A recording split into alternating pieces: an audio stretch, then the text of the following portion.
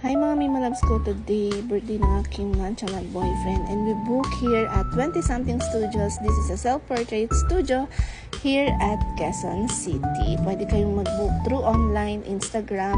Sobrang ganda ng ambience dito mga Mima Loves ko. Pwede po kayong manghiram ng mga props katulad ng number balloon na yan mga momshi ko. And for 25 minutes, pwede kayong mag-picture-picture dyan dalawa. Diba?